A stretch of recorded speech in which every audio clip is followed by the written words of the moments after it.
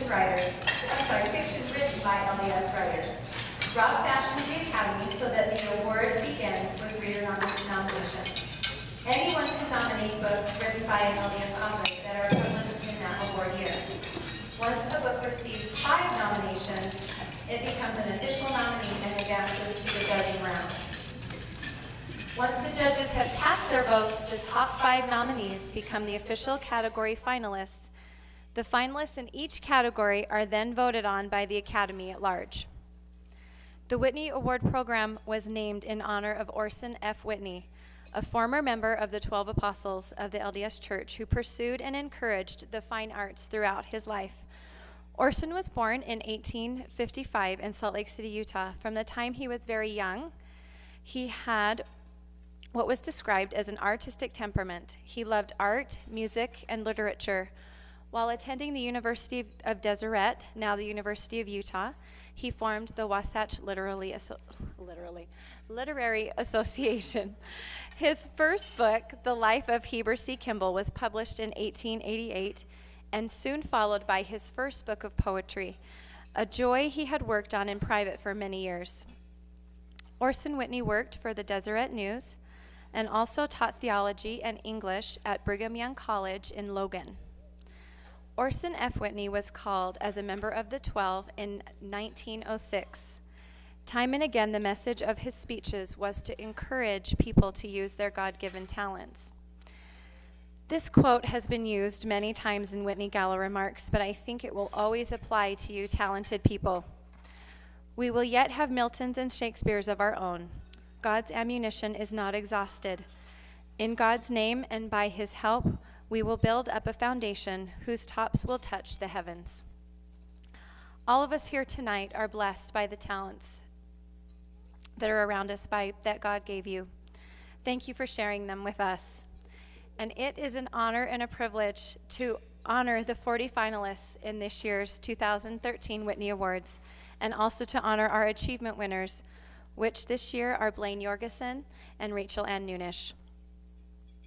We will follow the program as outlined and start with the award for Best General Novel, presented by Don Carey and Melanie Jacobson, the LDS Storymakers Conference chairs. One of the categories that the Whitneys does not recognize formally, but I feel deserves recognition, is poetry. And I think it's appropriate to use a little bit of poetry to introduce each of these finalists, because the prose that is in these novels reads like poetry. So I chose haiku. And the first finalist, Mile 21 so haunts her, she races from pain, but also from love. And that's Mile 21 by Sarah Dunster.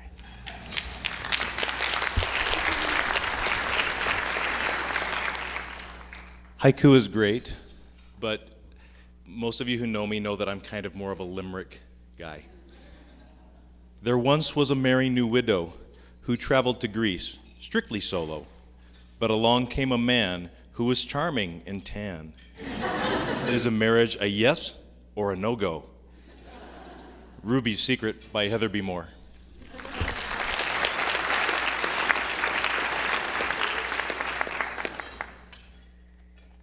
In her new old house, Kate finds journal and God, while Mormon Andrew helps. The House at Rose Creek by Jenny Proctor.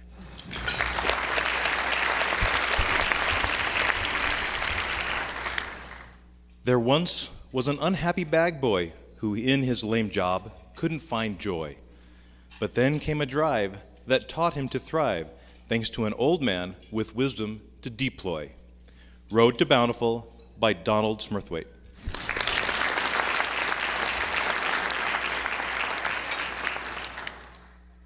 The Angels of Death for People They Dearly Love, in heart-stopping prose. Love Letters of the Angels of Death by Jennifer Quist.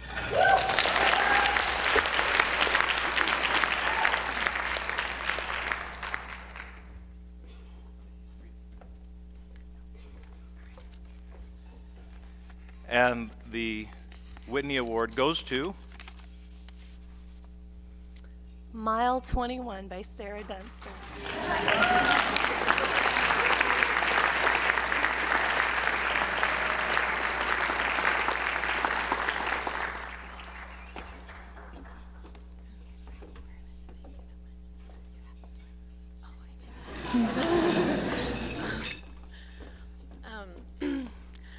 I think my goal has always been just to be nominated because I love the idea that people would read my story, and I feel really honored to be included in this category with so many other really, really talented writers. And I think that just from what I've read this year, I think LDS writing is getting really exciting and wonderful, and I'm grateful to have the examples of those around me, and grateful that we're doing such great things. So thank you so much. Carlene and I are in charge of the historical fiction category. And the first finalist was Heather B. Moore.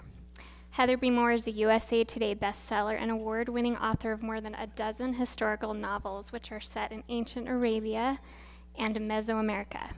She is not old and doesn't remember the time period, so Google has become a great friend. Although she has spent several years in the Middle East, she prefers to forget the smells. Heather writes her historicals and thrillers under the pen name H.B. Moore. She also writes women's fiction, romance, and inspirational nonfiction under Heather B. Moore, including Newport Ladies Club book, the Amazon best-selling anthology series A Timeless Romance, and the Aliso Creek series, as well as the USA Today bestseller, Heart of the Ocean. Heather graduated from Brigham Young University with a major in fashion merchandising and minor in business management, which has absolutely nothing to do with writing novels, according to her. She says, but at least she can balance a mean checkbook and color coordinate her kids' school clothes. So Heather's novel is called Esther the Queen. She is a beautiful young Jewess, content in her life of anonymity. She is the most powerful king in the world. Is the most powerful king in the world. When chance brings the two together, the course of history is forever altered. The glittering court of the Persian Empire serves as the backdrop for one of the most poignant tales of courage in the Bible, brought vividly to life in the pages of best-selling author H.B. Moore's sweeping saga.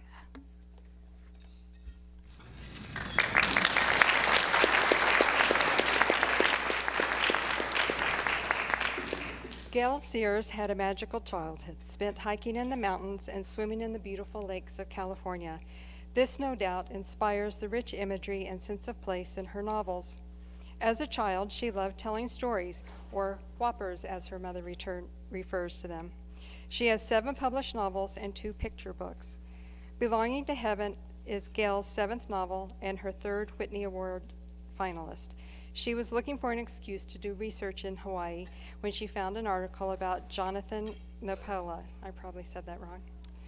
A descendant of Hawaiian royalty and a devout man, Napela embraced the gospel when he met Elder George Buchanan and became the first convert to the LDS Church in Hawaii. Gail's story brings the history and culture of Hawaii alive as it describes the life of a man who chose love in the face of death.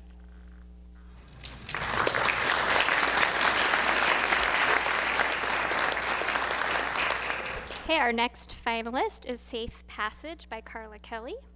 Award-winning author Carla Kelly is a veteran of New York and the international publishing world. She's the author of more than 30 novels and novellas for Donald I. Fine Company, Signet, and Harlequin. Carla is the recipient of 2 Rita Awards, the Romance Writers of America, and 2 Spur Awards from the Western Writers of America.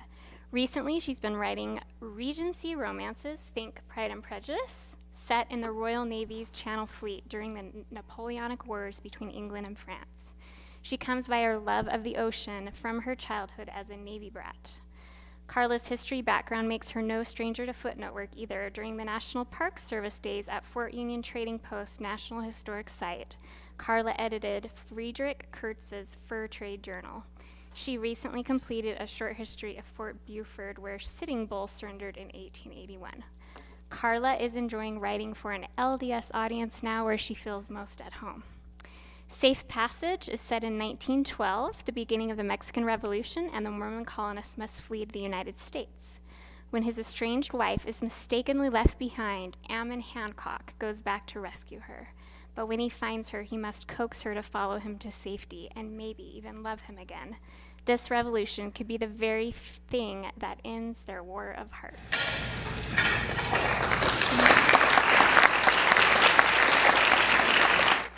Phyllis Gunderson learned about the anomalies of the Serpent Mound and the Burroughs Cave when she was in high school and has since become a lifetime fan of unsolved mysteries, offbeat archaeology, and obscure science.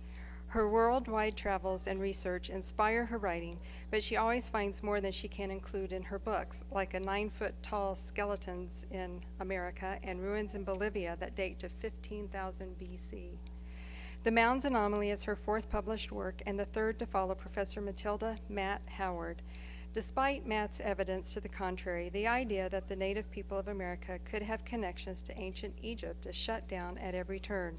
As Matt digs for a truth that could change the entire world's history, she meets up with those whose lives have been destroyed by this mystery and faces the very real possibility that she may lose everything if she pursues her investigation.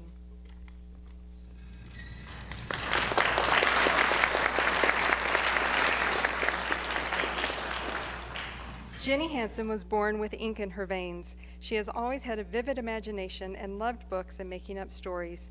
She sold her first story about her cat at the age of 7 to the Idaho farmer for $1. When she realized that writing stories made more money than collecting and selling chicken eggs, she was hooked. Since then, she has authored many newspaper and magazine articles and currently writes a regular book review column for Meridian magazine. Jenny's first published novel was Runaway Home in 1993. Where the River Once Flowed is her 24th novel. Set in the late 1800s, this is the story of a beautiful girl caught up in land negotiations in New Mexico, where she becomes part of the purchase price for her grandfather's land, and the American-born cowboy who is determined to rescue her.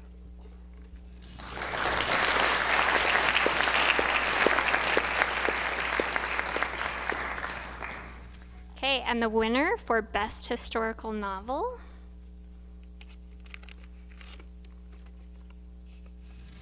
is Esther the Queen by H.B. Moore.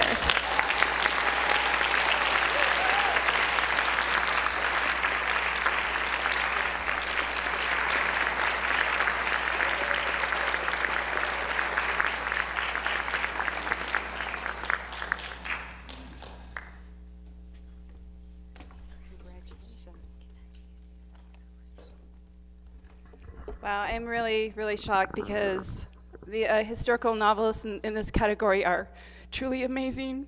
The reason I feel really emotional is not just that it's a Whitney Awards, but Queen Esther is an incredible person.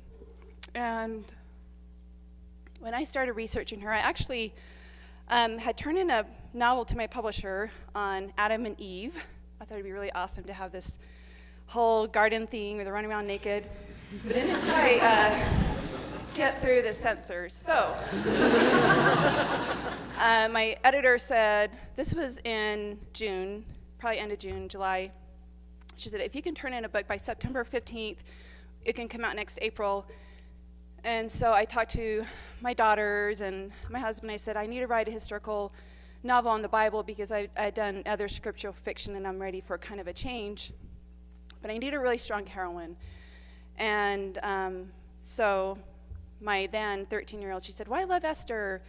And, so I read the book of Esther, and I've read it, of course, before, but I just thought, this story, it's been done so many times. I don't know if it will really stand out, or I don't think I can really add to it because it's been done and it's there. And so I read the King James Version, I read the Jewish Apocrypha, and I read all these different things. And then I started reading more about the King Ahasuerus or King Xerxes, whichever one you want to go by. But anyway, so I started just feeling like this I can't add to her story. I'm just basically regurgitating the story from the scriptures because she is so incredible. There's nothing I could do to make this story really cool or really intense or really adventurous. Of course, you throw Haman in there, and he's like the villain of villain. It's kind of crazy to go into his head. But So when the book came out and I had all these readers just saying, I love this story. I knew it wasn't my writing. I knew it wasn't my research. I just knew it was really this amazing woman from our history that she put her life on the line, and she could have just kept being the wonderful queen and having everyone at her beck and call, but yet she knew that she couldn't abandon her people. And once she told her husband who she really was, she had betrayed him, which his first wife did, and so she was setting herself up for not only being banished with her people, but losing her husband and possibly children that she may have had at the time. Anyway, so thank you so much. This is for Esther.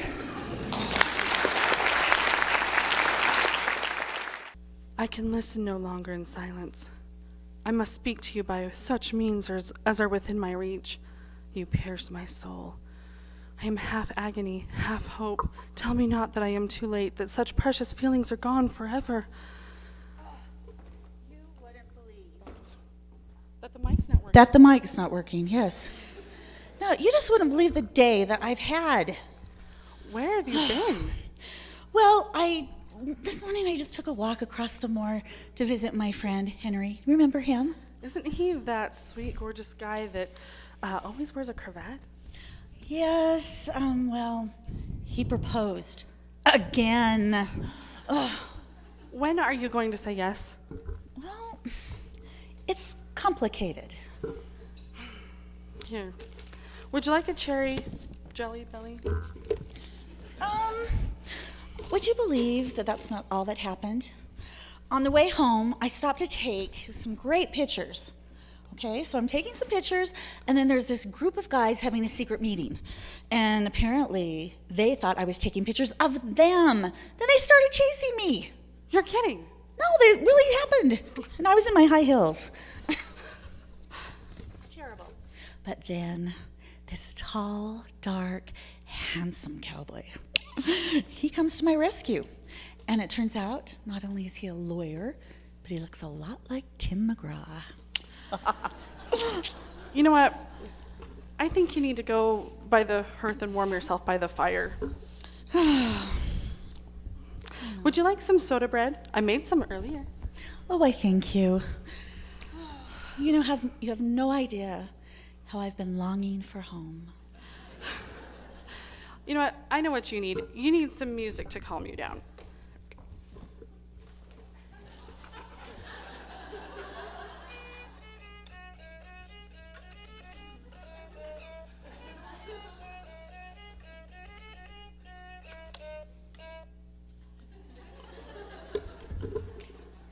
Just a little something I picked up in Ireland.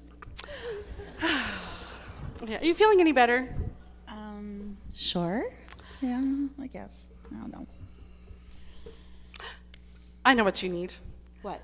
There's a new episode of The Mormon Bachelor. Do you want to watch it? Oh, is that the one with that cute, hot guy, Nick? Sure. You know what? Oh. I love a good romance. Me too. Okay. I know. Sorry. Thanks for putting up with our cheese. Okay. Okay. That just shows you how much we love this category. Okay. We do. We love this category. All right. So the finalists in romance are, wrong side. Blackmore by Julianne Donaldson.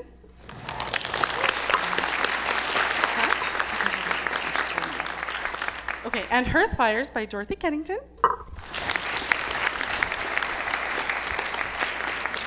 Longing for Home by Sarah M. Eden.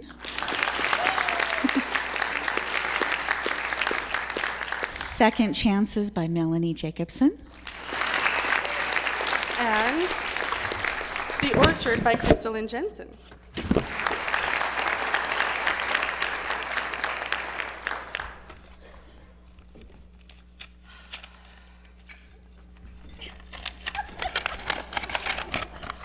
And the winner is Blackmore by Julianne Donaldson.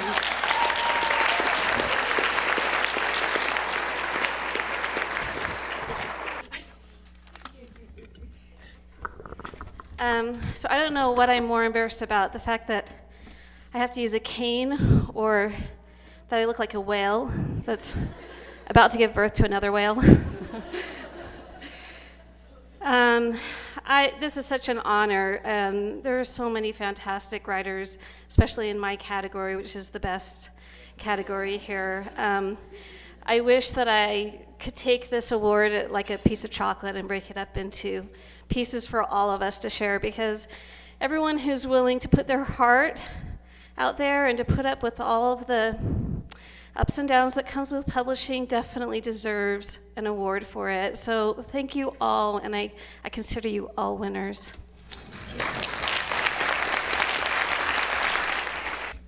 Technology is only as good as your password if you remember it. Fortunately, that one worked. It's my wife's. So the Outstanding Achievement Award this year, you guys need to see these lovely not little, actually, that's quite heavy. Good luck carrying that home. The Outstanding Achievement Award is about excellence in craft and service to community. Now, this year is my second year to present this award, and I thought a lot about what does it mean to gain an Outstanding Achievement Award. And as I looked around, I knew who was going to be here, because I knew who were the finalists. And I thought, picking one person is quite difficult, because I see so many outstanding individuals. And that's not just to say that to make you feel good, because you didn't get it, but to hopefully help you know that you can aspire to something similar in your lives. So, Rachel Ann Noonish. Many of us, like Rachel, gain this sense of wanting to tell stories when we are born. We wake up out of the womb, like it's going to happen soon, which we just saw, and we just have stories bursting out of us. Rachel knew from a very early age that she wanted to tell stories, and had the privilege when she was about 11 to be in France with her brother while their parents took their family there for an extended trip. And they would sneak around Paris, just the two of them, like street urchins, and explore back when it was safe to do that. This led, of course, to her desire to write stories that were set, in fact, her first series is set in that environment. Rachel, of course, is very prolific. And so as you think about what does it mean to be an outstanding individual, it could have something to do with quantity. 45 novels. She's just a couple of years older than I am, so I'm like, wow, this is amazing. But the truth is, with self-publishing today, anybody can publish. It doesn't mean that you aren't publishing good stuff if you self-publish, but you could do 45 books in a year. So that doesn't necessarily mean it's a marker of outstanding, right? As Dave Farland likes to say, anybody can publish. It could be that she's won a lot of awards. She won the Whitney Award a couple of years ago for mystery, right? Is that what we were just talking about? No, that wasn't. You were a finalist for that one. Which was the one you won? Okay, so you had at least 5, I think, nominations for Whitney Awards, which is pretty outstanding in and of itself. Also was chosen in 2006 for the Book of the Month by the Utah Governor's Commission on Literacy. But then I thought, if you win an award because you've already won awards, it's kind of like saying you are going to be, because you were the homecoming queen, you're now like the state homecoming queen, and this is kind of weird. Just because you won already, you get to win more. I don't know, that doesn't make sense. So, what else does it take? Well, Rachel has written in romance, paranormal, women's fiction, journal fiction, picture books, science fiction was your first love, and some more. So, it's not some more, but more. So is it that you write in a lot of genres? Well, many of us have started in one genre, written other genres. So is that really a marker of being outstanding? I don't think so. As you look at what makes an Outstanding Achievement Award in various business settings, it has to do with things like excellence to their field, to leadership, to outreach, to contributions to being a distinguished and sustained, committed individual, and excellence in endeavors in science, research, leadership, et cetera, et cetera, et cetera. But those aren't very specific.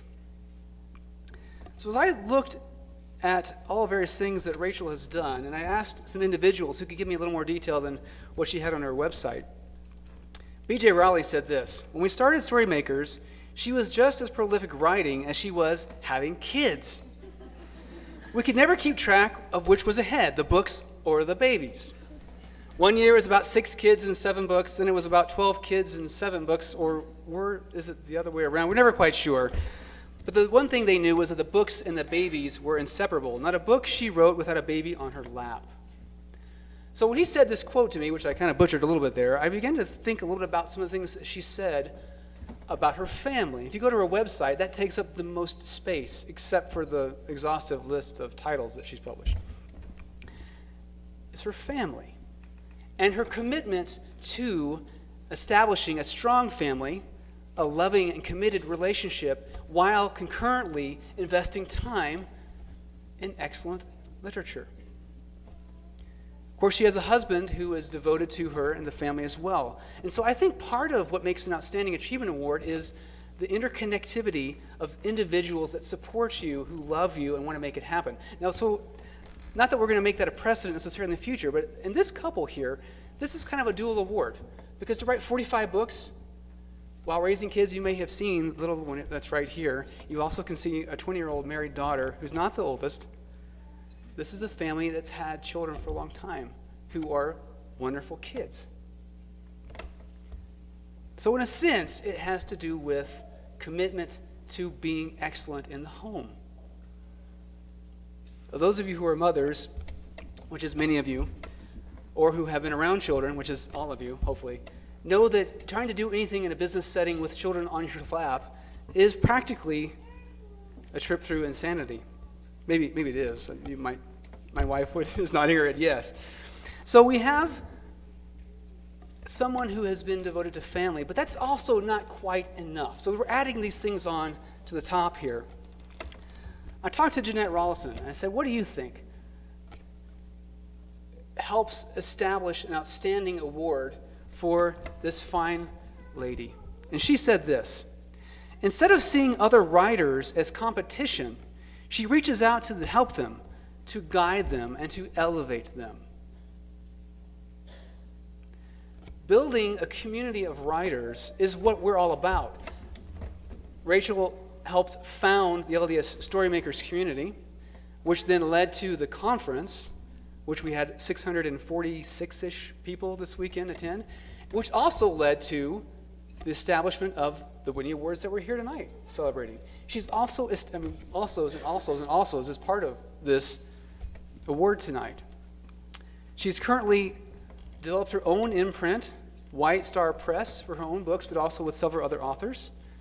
She has looked at the indie route as well, and is working actively to support this Indie Author Hub. Did I write that down right? Which is helping self-published authors in a similar way that the LDS Storymakers community helps traditionally published authors. And they're having their first conference in June. What are conferences all about? They're about you and me developing and honing our craft. And they require a lot of effort. So I could talk a lot. I could go also about Rachel. But what I wanted to tie this all together with is I look at you, and I think of next year, which one of you is going to be up here with me, or whoever is in my place, and the year after that, and the year after that. And I think that the thing that's on top of all of this, the alsos for you, are what do you give to your family and your community? What makes a difference in your life as an active member of the LDS Church who strives to live the principles of the gospel in life, in action, in reality? Are you making a difference, not just in your life and what you produce, but in someone else's life? This is an individual who loves to love, is professional and smart and savvy, but is giving as she is gifted. So without too much further ado, Rachel Ann Nunish is our 2014, well, actually, is it 2013? I always forget which year we're doing. 2013 Outstanding Award winner for the Whitney Awards. Please.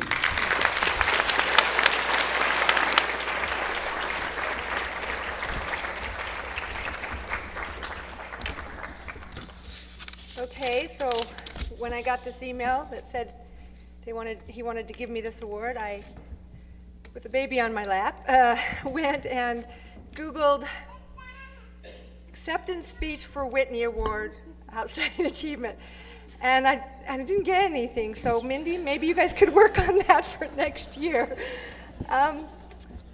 Thank you. As I look around here tonight, I think about the many people, I can't help but think about the many people that I wish I could give an achievement award to. And you had it really right. The first person I would choose would be my husband for putting up with an eccentric writer for so many years and for bringing home dinner on the many nights I forgot to cook or when I burnt it. And B.J. Rowley also, for whose dream and hard years of work and dedication is in a very large way the reason LDS Storymakers is what it is today. And I also look at all the many talented LDS authors here tonight and others who aren't here, who have been encouraging to me in my life and have been examples. And also the authors at Indie Author Hub, this new group that we've started, who are some of the most talented and dedicated writers I've been fortunate to meet. And so thank you all. I wish I could give you all an award. But it is kind of ironic that I would be up here accepting this award. Last year was the first time in 18 years that I did not release a book in the LDS market. Instead, I published 3 urban fantasy novels under the name Taylor Branton, and this really marks a change for me, an exciting time in my life of following a dream that I've always had in my heart. And about 20 years and 45 novels ago, my dear husband, who is with me here tonight, along with 2 of my daughters, he bought me a computer, and I named it Jules after the jewelry I would never be able to afford. Well, I can now. But I had just had my 3rd child, and I realized that I couldn't wait for those children all to grow up and leave home before I started to follow this gift of writing that my Heavenly Father had given me, especially because I knew I wanted more children. I recognized the desire to create as something wonderful and a unique talent that He had given me, that He wanted me, His beloved daughter, to develop. But that first day, as I stared at that blank screen on that new computer, knowing that I'd arrived at a do it or shut up about it stage, it was really scary. What if I wasn't good enough? What if I was really, really bad? What if I didn't succeed? Well, I had to do what everyone who succeeds has done in their lifetime: push away that fear and go for the dream. Pay the price of learning, research, glue myself to the chair in front of the computer, get the book done. What did it matter if I wasn't good enough? I couldn't ruin my children's lives if my subject and verb didn't agree. Life wouldn't stop if I wrote a comma splice. All the publishers in the world wouldn't quit printing books if after reading one of my plots. If I used too many ly adverbs in my dialogue, the gospel would still be true. So I began. Many of you have done that as well and have been in that same boat. I'll tell you something else, a confession, if you will. Those first novels were pretty bad. I recently rewrote 3 of my earliest, and I made 10,000 changes, not including all of the deleted paragraph and chapters. But did that mean that all of the people who bought and loved those books didn't know anything? Did that mean I shouldn't have written them? No, because those books gave me experience, and that's something you can't get for free. Every author has to gain experience, and that's probably somewhere around 1 million words. But at the time, I thought my books were, well, everything to everyone. Wouldn't that be nice? What I'm saying is that authors improve, that we can't wait to perfect, to begin to create. We need to take that leap of faith and throw it out there. Now is the time. No matter what we're striving for, people will belittle our dreams. They'll throw rocks at those who are succeeding as if wanting them to fail, but we won't fail. Those of us who write because we have to understand that that's who we are. And if we don't write, we lose a little piece of our soul. But we have to surround ourselves with like you have tonight here and at the conference this weekend, with believers in the dream. Let our imaginations soar. Great people will lift and encourage you. Find those people. Be one of those people to others. You can't wait for inspiration. You have to go after it. That's what I've learned. More often than not, there isn't a muse whispering in my ear what to write, or in any of our ears, but instead scenes appear as if we're slogging through mud. and that's okay. I think some of the best scenes that readers like are those ones that came from the muddy pits. LDS authors have never before had the potential they have today to reach their audiences the whole world over. I mean, this is the day and age, I think, that we are going to really reach out there to others. Changes in electronic publishing and online stores have opened up careers for every serious author in many venues. Now is the time to follow our dream, whatever it may be. Don't wait another day. Thank you for this award. I appreciate it, and good luck to all of you.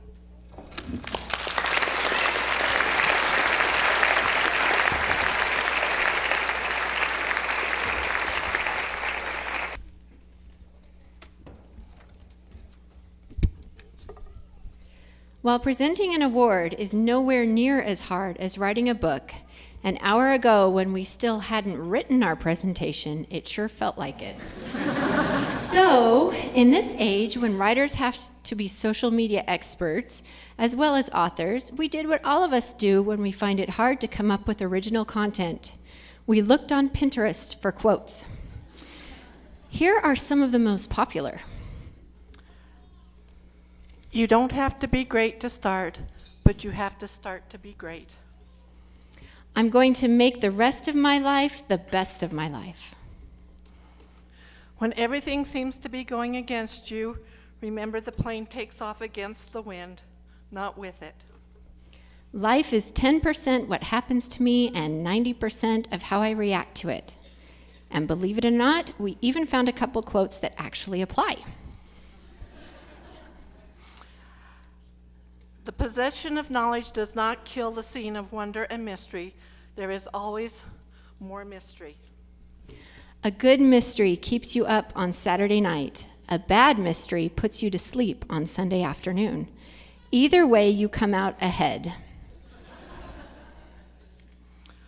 All of our mystery finalists are the kind that will keep you up, not put you to sleep. This year, the 2013 Whitney Awards finalists are for mystery suspense are Rocky Road by Josie S. Kilpack.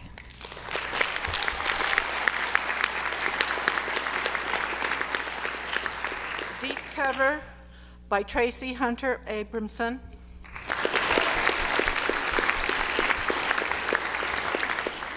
I Spy by Jordan McCollum. Finding Sheba by Heather B. Moore. Spy for a Spy by Jordan McCollum.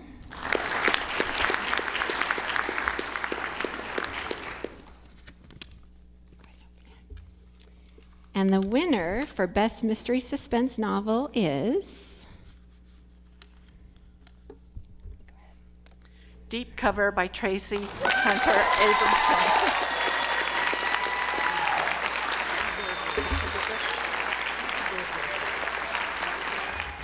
Okay, so last year I was told to put shoes on, and I was like, I'm not going to win. So they had straps this year. I wasn't going to take all your time. I promised back in Kansas City that I would dedicate this award that I wasn't going to win to James and Rebecca, so thank you for praying so hard that I would say your name tonight. I really, really appreciate it. And Jeanette, I was told that I was supposed to apologize for not being the loser's photo if I wasn't in it. This book, I have to tell you the little funny story where it came from. I live in DC area, and this actually started from the best home teaching story ever. My bishop was out of town, and this lovely gentleman was offered to move a refrigerator out of his garage and didn't happen to mention that to his home teacher, who's an FBI agent and lived around the corner. The good news was no shots were fired, and my friend was not actually pulled all the way out the window of the truck. But that's kind of where the story started. But the other thing, I did a great job losing this award for like 6 times.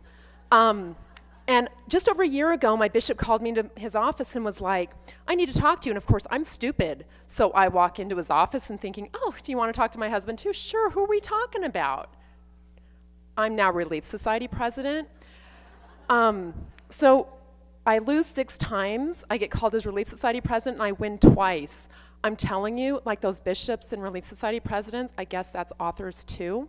And I just am absolutely amazed that whether you call it inspiration or a gift, I'm so grateful that the Lord has been kind enough to give that to all of us, because that has allowed me to make so many wonderful friends in this room. So thank you all for tolerating my barefoot awards speech. Thank you.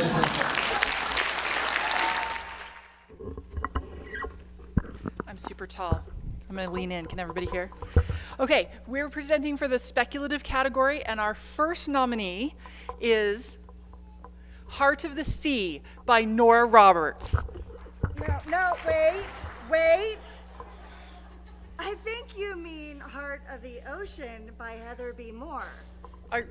Are you sure? Because the author, I know the author wrote a lot of books, and when I looked on Amazon, Nora Roberts has written a lot of books. Okay, Heather has written a lot of books.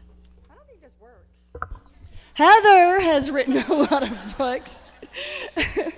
And when I checked on Amazon, I saw that and I am not supposed to be up here. Heather has written a lot of books too. In fact, 4 of them are Whitney Awards nominees tonight. And you're sure one of them is called Heart of the Ocean? Yes. Okay, well, I'll trust you. Our next nominee is Echo in Time by a little-known author, C.J. Hill.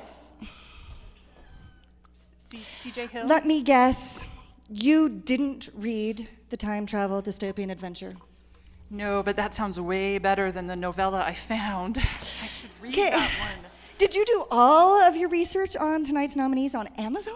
It's better than Wikipedia. So tell me this, who wrote The Witnesses then? I know this, it's Stephanie Blackburn. She lives in Massachusetts and she has 2 cats.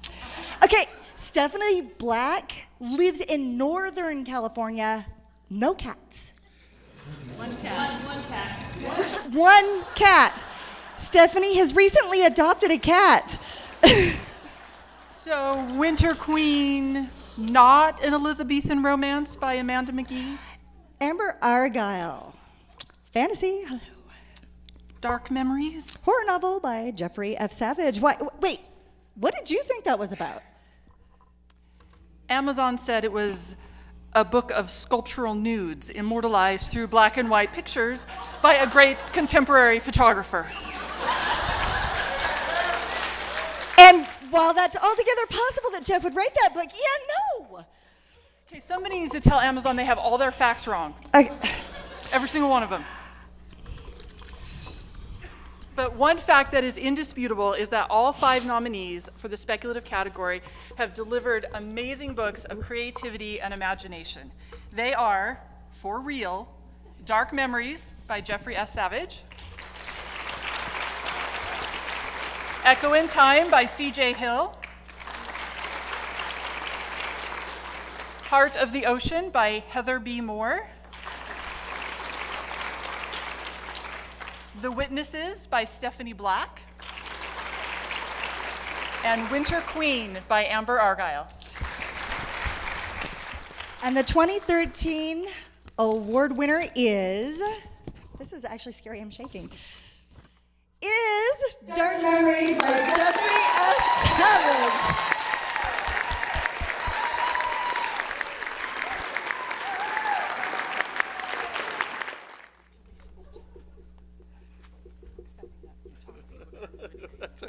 I'll be working on that photography book.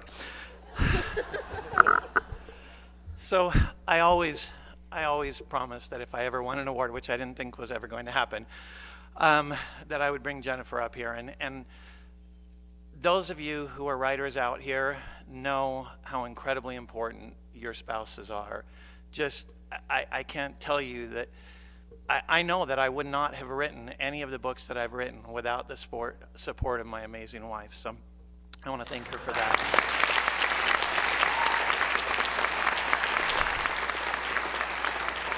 I want to thank Brandon Sanderson for not having a novel in this category this year. Thank you.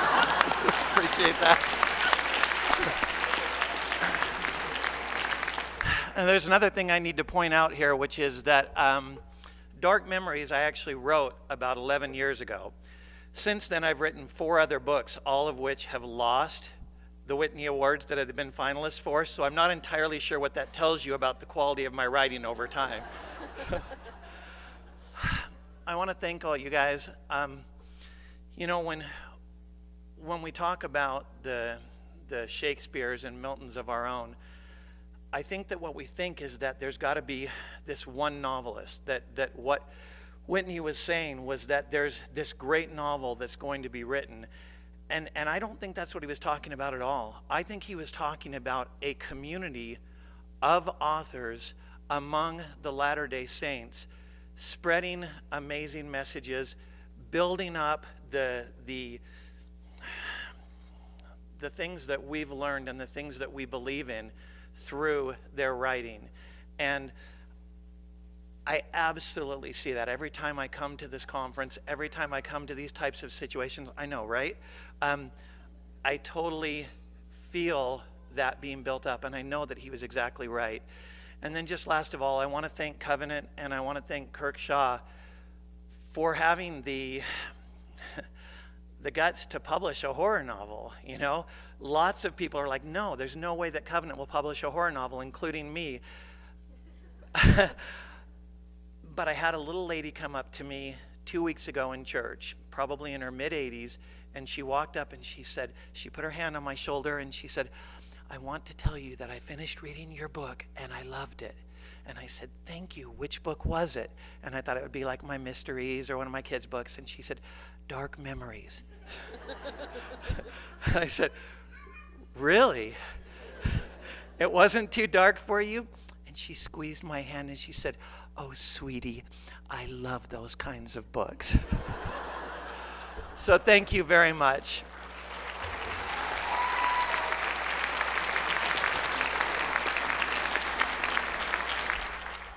All the finalists in the general youth adult category are worthy of a Whitney Award.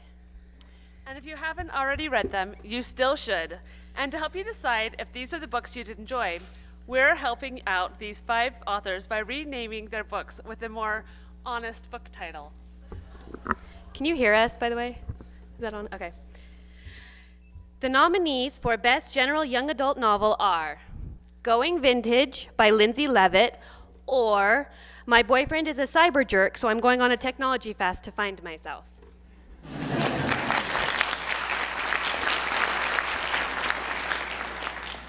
The Distance Between Us by Casey West, or in which the girl ends up with a hot, rich guy.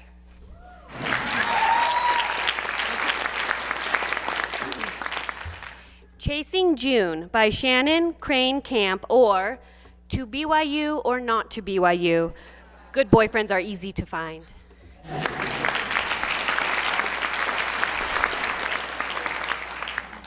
All the Truth That's in Me by Julie Berry, or I'm a Dang Serious Book.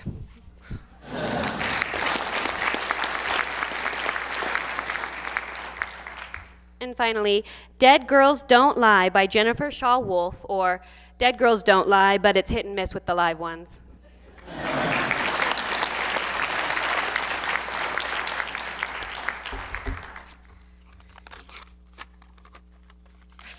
And the winner is All the Truth That's in Me by Julie Berry.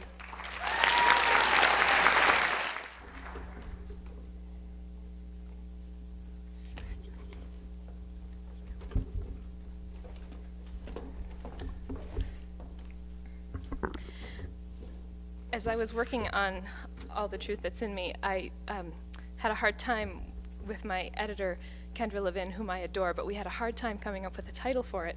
So I was really curious to hear what you would come up with, because I threatened at times to call it Confessions of a Tongueless Mute. And as I was writing the book, which was quite a while ago, actually, years ago, I really wondered if the world was ready or interested to read the story of a girl who'd had her tongue cut out. And so when we sent the book out initially for some feedback, and it came back resoundingly negative, I put the book away for many years, and I was certain that it was really just an experiment that I had made. And my husband said to me, "They're wrong. This is your award winner." And I said, "Bless your heart, Phil. You don't know really anything about this, but thank you." And so I want to thank you, the Whitney Academy, for making Phil correct. This is the first award I've ever won for my writing, so thank you for proving Phil right.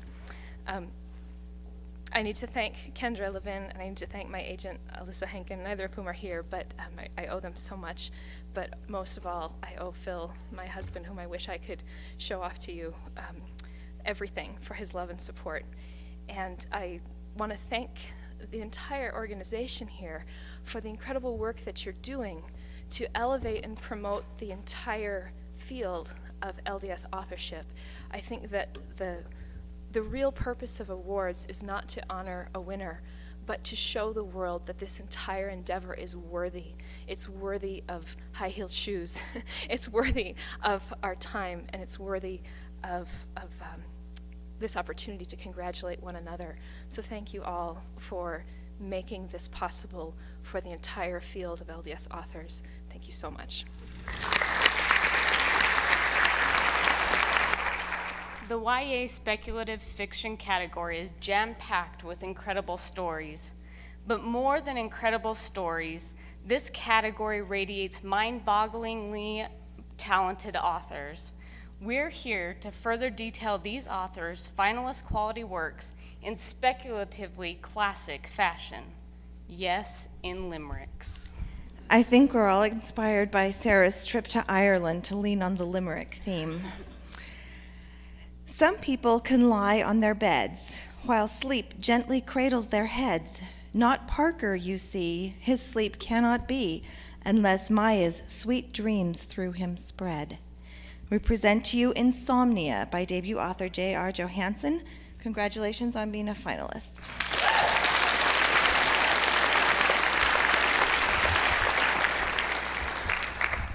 Addie's parents decided to split, leaving Addie an option to pick. Dual lives she can see, neither ending in glee. She must now choose which path is legit. We are honored to give you Pivot Point, also by a new author, Casey West. Congratulations on being a finalist.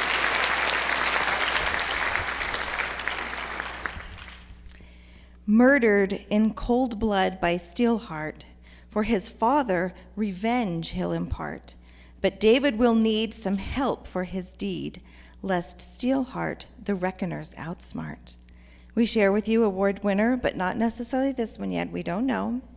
Brandon Sanderson's Steelheart. Congratulations on being a finalist.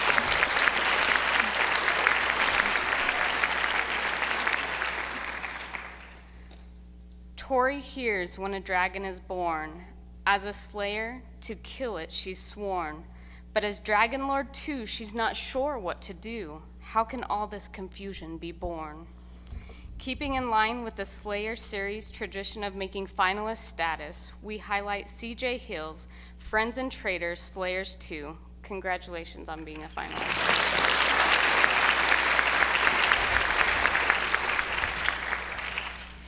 When a virus rains down from the sky, superpowers make everyone spry. But the terrorist kids with skills off the grid leave a cliffhanger ending. Stand by. We humbly present to you Whitney Award founder Robisa Wells' Blackout. Congratulations on being a finalist.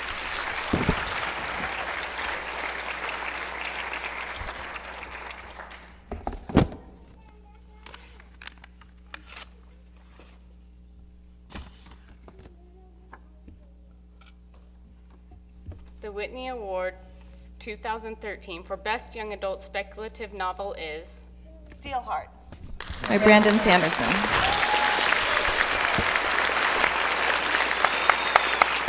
I've spent a lot of time trying to figure out for whom I write. Because when you go to college, and I got a master's in writing, we talk a lot about who you're writing for. Who is your audience? Does your audience matter? And recently I've been publishing a lot more in young adult fiction. And often I think that publishing for young people, them being my audience, is perhaps the greatest honor and the greatest burden that a writer can carry. I discovered fiction myself when I was 15, when a teacher handed me a fantasy novel for the first time. And before that moment, I was not a reader.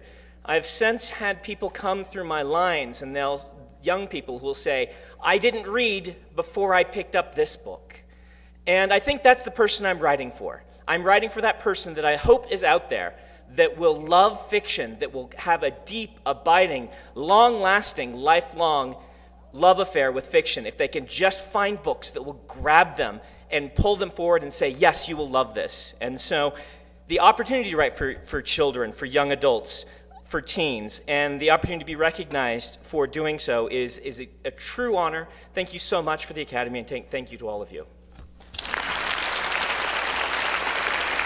Not only are the middle grade books incredible this year, but they're written by some amazing authors. And I want to give you a little glimpse and introduce each of their books. Chad Morris is a very fun person, and he loves to go into schools and inspire kids. And have you noticed, in every picture I've seen of him anyway, he has the biggest smile on his face and makes you want to smile as well. Have you ever wondered what he looks like in his driver's license? I've seen it. I want to go to his DMV. His book, Craigbridge Hall, The Inventor's Secret, is the story of two kids who are accepted into a prestigious school in the future. When their parents and grandfather go missing, it's up to the kids to figure out what's going on before a crazed scientist succeeds in changing the past and ruining the future.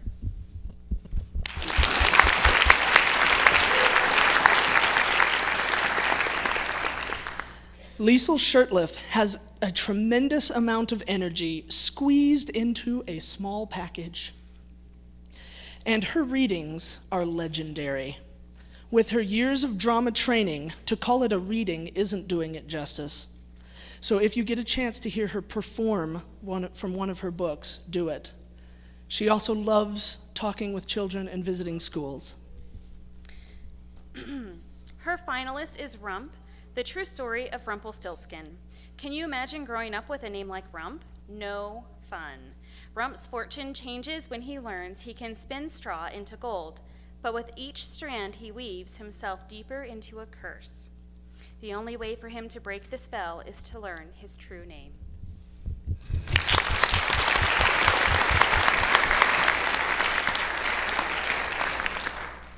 Jennifer Nielsen is always willing to help other authors and gives of her time to encourage her readers. My wife and I have never met her personally, but everyone we asked spoke very highly of her. In The Runaway King, Jaren has taken the throne and all that comes with it. After an assassination attempt and rumors of an approaching war, the pressure on the new king mounts until it becomes clear that deserting his kingdom may be the only way to save it. Will Jaren ever be able to return home again, or will he have to sacrifice his life to save his kingdom?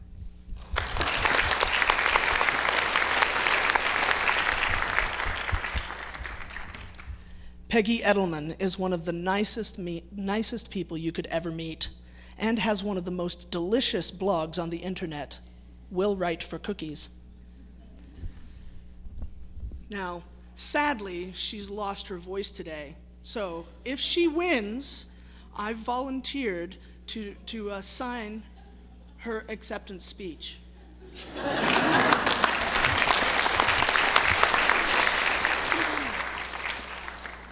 In Sky Jumpers, White Rock is a town full of inventors, except for Hope. She would rather sneak off to cliff dive into the craters left after World War III than sit around inventing. When bandits attack her town, her troublemaking recklessness might be just the thing she needs to survive the dangerous trek to get help and save the town.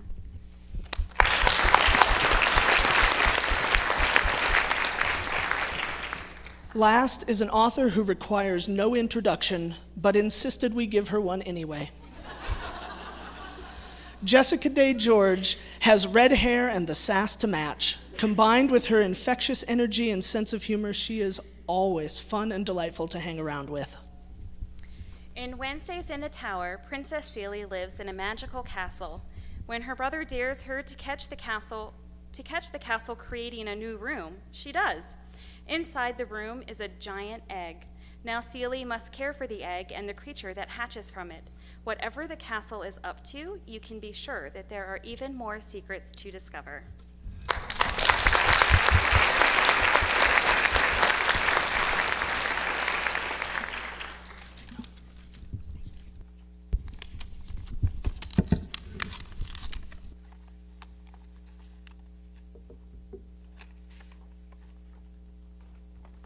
And the winner for the 2013 Whitney Award for Middle Grade Fiction is The Runaway King by Jennifer A. Nielsen.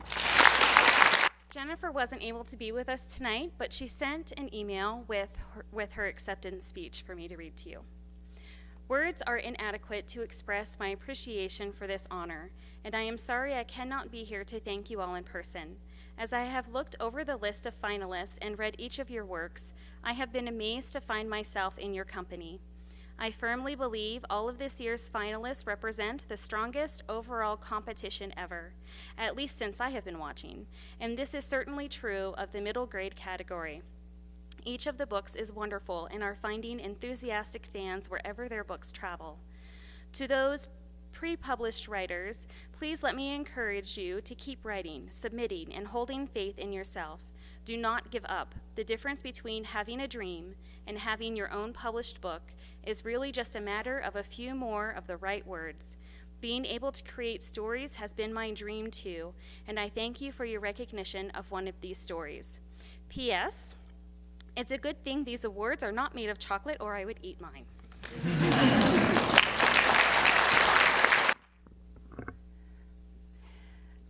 The Whitney Lifetime Achievement Award is presented to an LDS writer who has demonstrated years of outstanding achievement in the field of writing. The recipient will have demonstrated excellence over the course of their life, serving as a shining example to all of us as writers and as people trying to do our best. I have the great pleasure of introducing you to the 2013 winner of this award, Blaine M. Jorgensen. We've gotten acquainted just a bit, and I can say that not only is he brimming with talent, he is a genuine, kind, and all-around delightful person that I am pleased to call a new friend. He was born in Sanpete County, served an LDS mission in Chicago. Mr. and Mrs. Jorgensen have 7 children and 24 grandchildren. He's worked as a teacher in Rexburg and BYU, has been a full-time author and writer since 1980. For the past nearly 8 years, he and his wife have also served in various capacities in the St. George Temple. Currently, they are both ordnance workers, and he is involved with temple security. That sounds very mysterious and kind of scary. Like dark and late and So now let me tell you a little bit about his amazing work as a writer. With the publication of his latest volume, All That Was Promised, the St. George Temple and the Unfolding of the Restoration, Brother Jorgensen has now published 83 books, or ebooks or e-singles, with total hardcover, paperback, and ebook sales of over 4 million volumes. He is easily one of the most popular and widely read LDS authors. And 2 of his books have been filmed. In 1980, The Windwalker was made into an award-winning movie, and in 1987, Chester, I Love You was filmed as a Walt Disney made-for-TV movie entitled The Thanksgiving Promise. At one time, Brother Jorgensen was also an illustrator, and on his earlier works did his own jacket art. In 2000, Charlie's Monument, after being in print continually for 25 years and going through some 50 printings, was elected to Deseret Book Company's Masterworks collection. and many of his works are presently available online as ebooks and e-singles.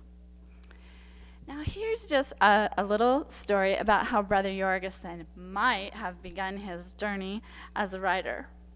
At the end of his 7th grade year, he got into some mischief and was given a punishment by his father to read the entire dictionary during the summer and to make a list of all the words he was unacquainted with.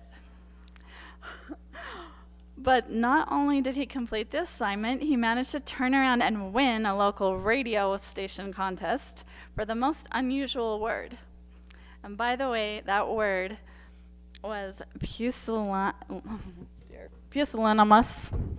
And Brother Jorgensen challenges you all to go home and look that up because it's worth it. And so now it is my great honor to bring up Brother Jorgensen as the winner of the 2013 Whitney Award for Lifetime Achievement.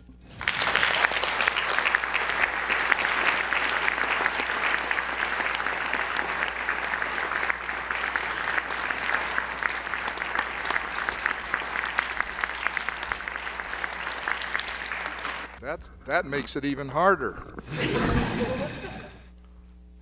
It's a joy to be here, an unexpected joy, and it's an honor. And I thank you, and I thank the individuals who are in charge of this.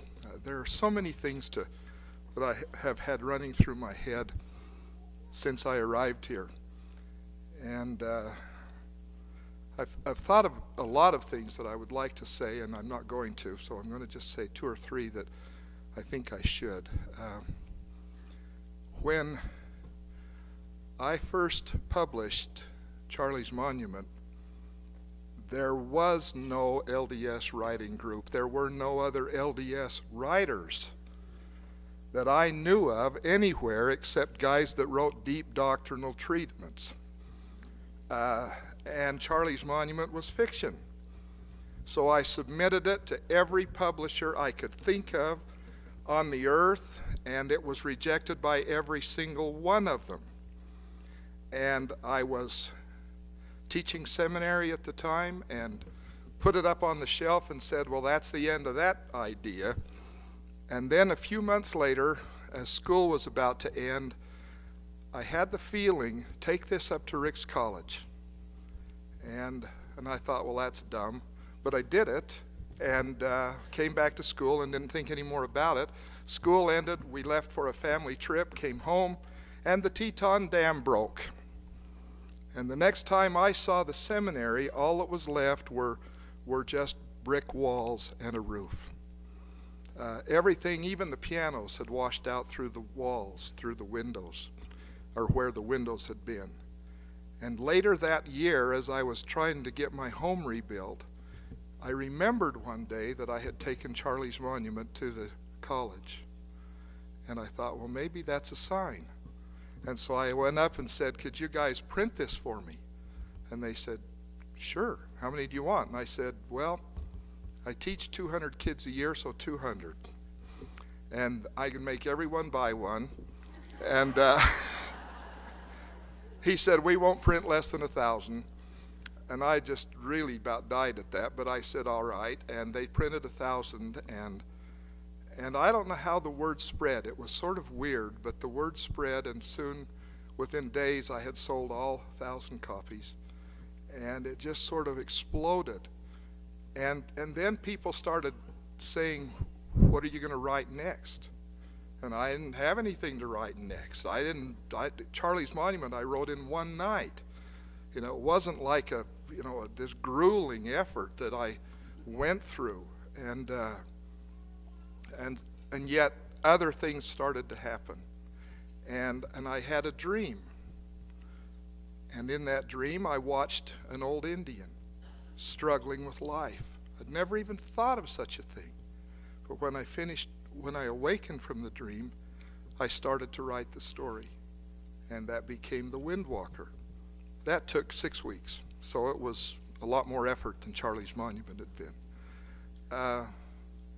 And so it's been. it was amazing to me to discover that there were enough LDS writers to actually have a group like this, because I've kind of operated alone. And in fact, it was so challenging that at one point, when my life became kind of crazy, I was invited to leave church employment to see if I could actually make it as a writer. And that wasn't my idea, it was an idea that somebody else presented. And it's been an interesting challenge.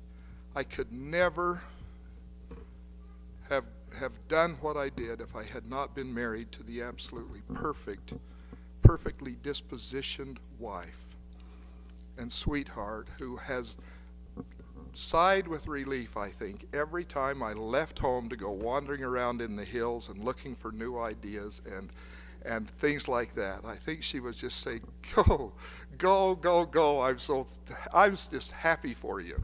And I did, and had just the greatest time. That continues. It's a pleasure to serve with her in the temple. It's a pleasure to be involved in the kinds of things that we do. I should tell you, Margot, that my security shift starts at 11 p.m. on Wednesday night and goes until 7 a.m. on Thursday morning. It's all dark. I thought when I was first given that assignment, what will I do all night? And as soon as I received got actually onto a shift, I found out that I was anything but alone in that temple. We have workers there all night long. We have cleaning people. We have laundry people. We have delivery trucks coming in and out with deliveries. And I'm the only guy there with keys. And so I have to open the doors and unlock everything and unlock them up again. And then I wander around. A guy that does this with me took a pedometer one night to see how far he actually walked, because we have a definite route that we have to cover. 4.3 miles each night, up and down stairs. If you've ever looked at the St. George Temple, there are stairs that go all the way up to that pointy little thing on the top that's like a weather vane. And everything has to be checked. And it's exciting there. I've never ever had anything but just the most great feeling of peace there or wherever. It's not scary. It's just a wonderful, wonderful experience. But more than that, it's wonderful to be able to serve in the temple with my sweetheart, to watch our families grow and develop and to see that. Now, if you want to have this award, all you have to do is just stick around forever. Because that's really the criteria. If you're old enough, you get one of these. And so, thank you very much for this.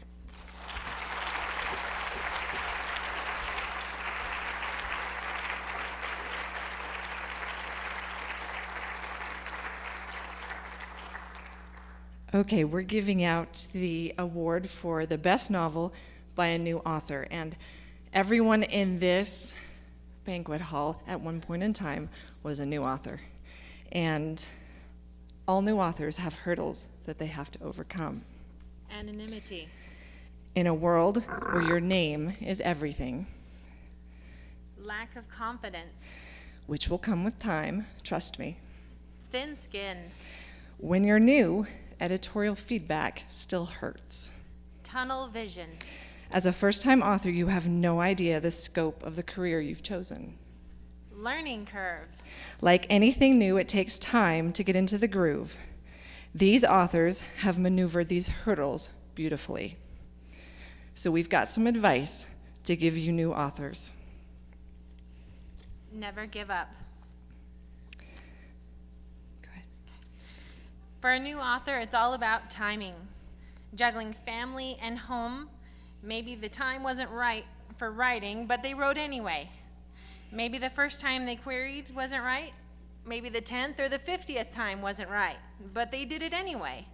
They revised and learned more and tried harder and never gave up, always doing their best while the time wasn't right, until it was. And this is their time. The never giving up part is important. No one ever gets to the end of their journey by pulling off to the side of the road and stopping. The writing was the easy part. Don't kid yourself. Finding a home for that writing is hard. The minute you throw in the towel, it's over.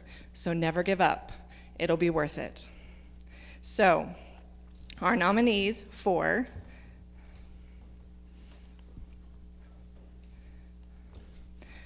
the best new author are The House at Rose Creek by Jenny Proctor,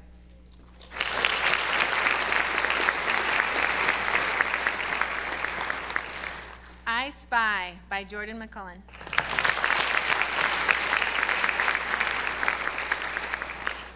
Insomnia by J.R. Johansson,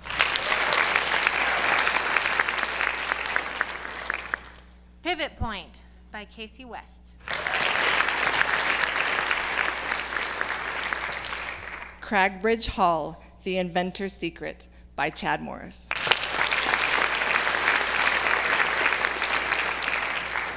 Rump, The True Story of Rumpelstiltskin by Liesl Shirtliff.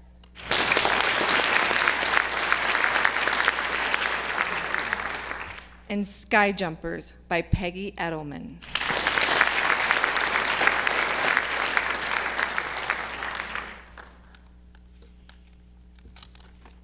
And the winner is Pivot Point by Casey West.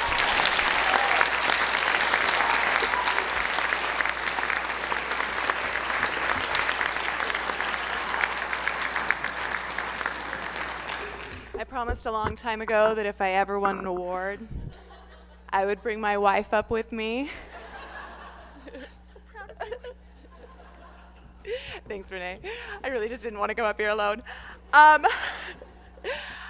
didn't expect to be up here tonight. Jen says, what are you going to say if you get up there? I'm like, oh, I'm not going to get up there. So it's very humbling to be up here with a room full of the first person I fangirled over there in the corner, the first agent who rejected me. It's a fun place to be. But thank you so much. This really does mean a lot to me, and I'm grateful, and I was up against some great books and some great authors that I've come to love. And this is a great community, and I'm so happy to be part of it. So thank you very much.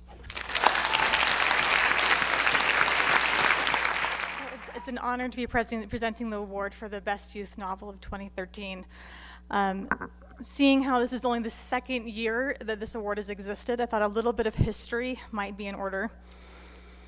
When the Whitney Awards first began, there were 5 categories, and that meant 25 finalists. And we had just a Best Novel Award, and the youth category was just a category. Youth fiction, that's all it was. But youth fiction, as we know, has exploded, and even more so among LDS writers. We love children, we love LDS people, we have children, lots of them. And so there's something about youth fiction that we are drawn to. And as the mother of 4 children, I am grateful to the writers who have provided such wonderful work, whether it's Brandon Mull and Fablehaven, up to Ali Condi and Matched, and so many other wonderful, wonderful books that have influenced my family. In 2008 and 2009, the award remained the same, but in 2009, things changed a little bit. They started to realize that there were just too many books to have just one award. And so they divided it into Best General Youth Fiction and Best Speculative Youth Fiction at that point. And another change was then evident at that point, because we had a slightly younger demographic a little bit after that. We had then middle grade became a big deal. And we realized we needed to add something to that. And so now we have 3 youth categories. As we have just heard, we've had Best Youth Fiction, Best Speculative Youth Fiction, Best Middle Grade Fiction. Now, if you know how the awards work, in order to judge and vote then for Best Novel, you have to read every book that's a finalist. And if you do the math, we've gone from 25 finalists to 40 finalists. And typically the Academy gets 2.5 to 3 months to read the books. And if you're lucky, you've been trying to keep track of who's publishing what over the years. If Brandon Sanderson's written something that's come out, read it. You might be a little ahead, that kind of thing. In some years, I've guessed pretty well, and other years, not so much. But it's almost impossible to read that many books. And then they realize we need to acknowledge more. And so now we have a Best Youth Fiction Award. And I will point out that it is equal to Best Novel, but we can't really, being among Mormons especially, Best Adult Novel, that may give the wrong impression. I'd also like to point out just how much we appreciate and love youth fiction. This is the 7th gala. I did the math, and prior to today, so we had 6 previous galas, 3 out of the 6 best novel by a new author were for youth fiction. Tonight, with Casey, we have 1 more. 4 out of 7 are for youth fiction. So clearly we not only enjoy it, but we value it very, very much. In fact, to the point that we've had so much success in the national market, some people were saying there must be a conspiracy letting Mormons get into New York.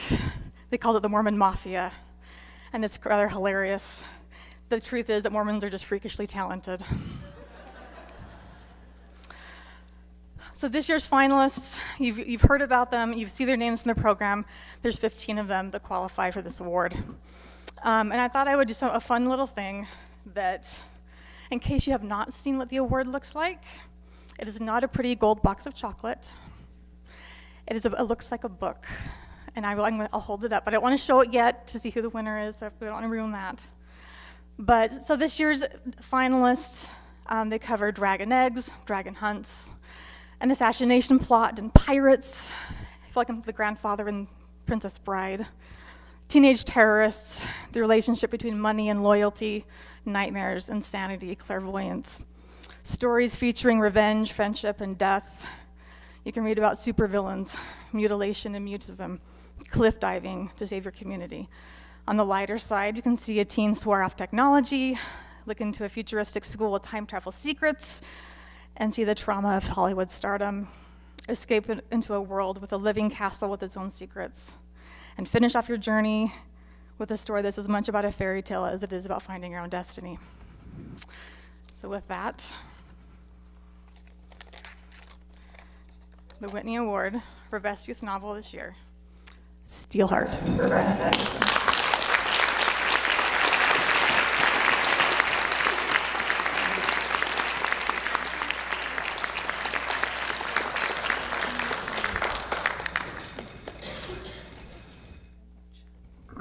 Man, I already used my nice acceptance speech. Now what do I do?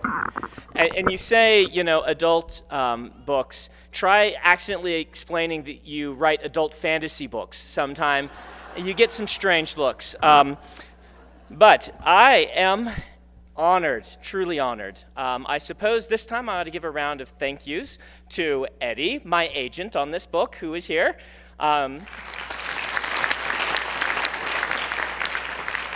My wonderful wife, Emily. To Isaac and Kara, my assistants. And also to Peter and Karen, who aren't here, who are my other assistants. You can clap for them. I'm sure they'll hear it somewhere.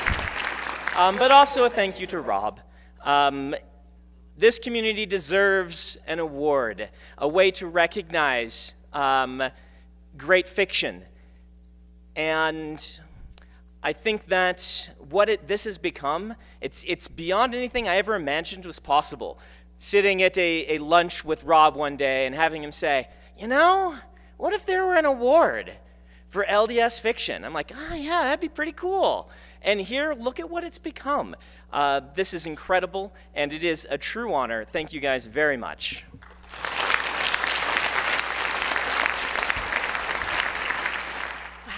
The last award. I can't believe it. It's so exciting.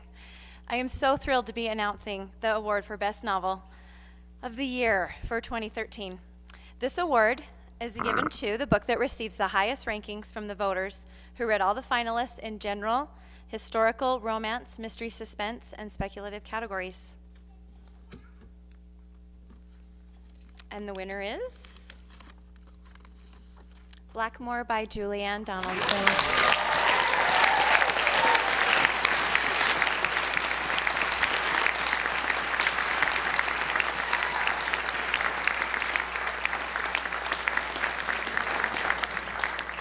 I'm completely stunned. I was prepared to hear any number of other titles but mine. Thank you. I need to tell you a little bit about this story. And I just kind of had this aha moment about a week ago thinking about Blackmore. I realized that it's a story about the bargains that desperate people will make. And at the time that I signed the contract for Blackmore, I hadn't written any of it and didn't have a real good idea of what it would even be about, but I was desperate. So I made a bargain with my publisher that I would write another romance. And a week later, my husband was called to be a bishop, and my kids were put on year-round school. And suddenly, I had no idea how to still be a good wife and mother and meet a deadline, especially since it was the first time to ever write a story under a deadline for me. So I started making lots of bargains with my kids, my husband, my mom, myself, and ultimately with God. And there were quite a few times that Fred's an attorney, there were quite a few times when we sat down and seriously discussed the legal ramifications of me breaking my contract. and they were very serious discussions. I just didn't think it was possible. And finally, after months of praying and pushing back deadlines and trying to find the time to write the story I wanted to write, I made the ultimate bargain with God, and I said, I will consecrate this story to you, and you can do whatever you want with it, just help me finish it. Just need it done. He did it. He did. He made it possible, and he deserves the credit along with my supportive and loving husband. Thank you very much.